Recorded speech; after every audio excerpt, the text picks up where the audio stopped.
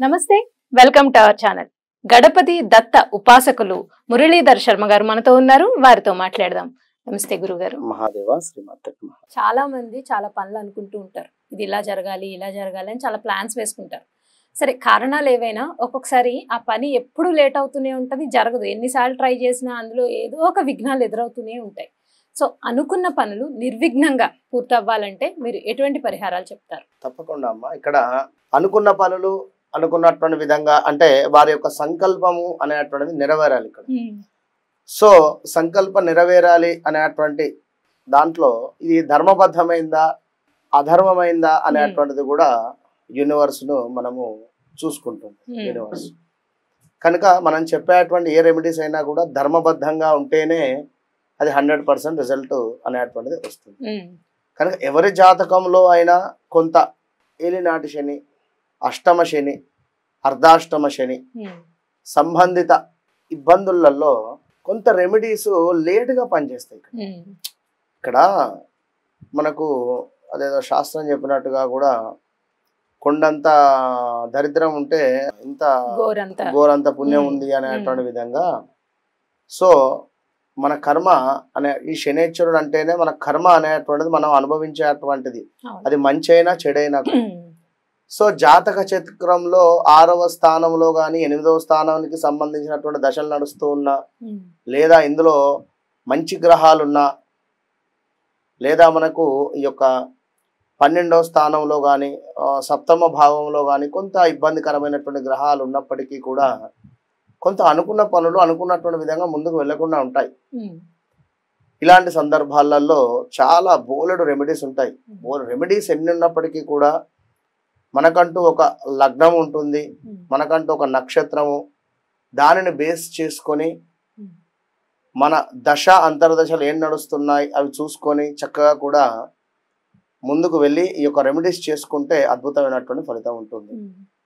ఇక్కడ ఒక కాల్ చేయడం జరిగింది. జనరల్ గా మన కాలర్స్ వారు ఇక్కడ బెంగళూరులో ఉండేటువంటి వారు.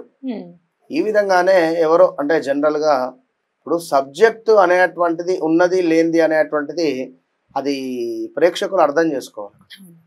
సబ్జెక్టు లేకున్నా చెప్పేటువంటి వారు ఉన్నారు, సబ్జెక్టుతో ఉన్ని చెప్పేటువంటి వారు ఉన్నారు. ఇక్కడ ఎవరి దగ్గర సబ్జెక్ట్ ఉంది లేదు, ఒక ప్రముఖ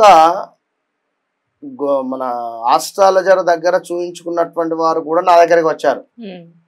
ఆ గురువు గారు అసలు మరి అతను ప్రముఖ ఆస్ట్రాలజర్ కదా, మరి అట్లా ఎందుకు మాకు ఈ విధంగా చూసా, తన లగ్నము కరెక్ట్ గా రాయలేదు, తన జాతకము సరిగ్గా రాయలేదు, ఇతను చెప్పినటువంటి టైం ప్రకారము వారు వేసినటువంటిది వేరే ఉన్నది. సో అక్కడ కనీసం మాట్లాడేటువంటి రైట్స్ కూడా లేవు. ఇప్పుడు వెళ్ళామా ఆ పరిస్థితి ఇదా, ఓకే చలో మీరు ఈ విధంగా అంతే. ఎప్పుడైనా కూడా ఒక ఆస్ట్రాలజర్ కానీ ఒక జ్యోతిష్కులు కానీ ఎదుటి వ్యక్తి యొక్క సమస్యను వారి సమస్యగా చూసుకొని మాట్లాడాలి. ఇక్కడ అపాయింట్మెంట్ అనేటువంటిది అది 100%, అది వేరే విషయం. కానీ అక్కడ ఒక టైం తీసుకొని మీతో మాట్లాడేటువంటి ఒక ప్రశ్నాశాస్త్రము కరెక్ట్ గా చెప్పగలగాలి. పాస్ట్ కానీ ఫ్యూచర్ కానీ ప్రజెంట్ టెన్స్ కానీ ఇది 100% తెలిసి ఉండేటువంటి విద్య ఉండేటువంటి వారి వద్దకు వెళితేనే మనకు రిజల్ట్ ఉంటుంది.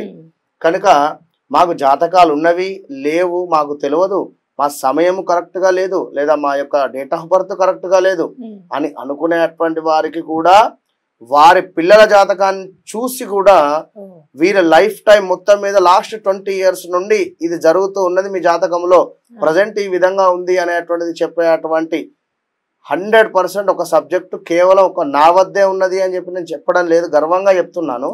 బట్ అది ఎవరైతే కాలర్స్ ఉన్నారో నాతో మాట్లాడినటువంటి వారు ఉన్నారో వారికి తెలుసు.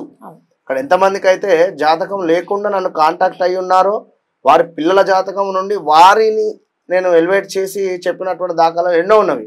కానీ ఈ విషయం ఎందుకు చెప్తున్నాను అంటే, ఇప్పుడు సంకల్పము అనేటువంటిది నెరవేరాలి అంటే మీ జాతకంలో బలం ఉండాలి. ఫస్ట్ జాతకంలో బలం ఉందా లేదని ఎట్లా తెలవాలి? మీ డేట్ ఆఫ్ బర్త్ పుట్టిన సమయం కావాలి. మరి ఇవి లేవు అనుకున్నప్పుడు ఎట్లా వదిలేయలేం కదా.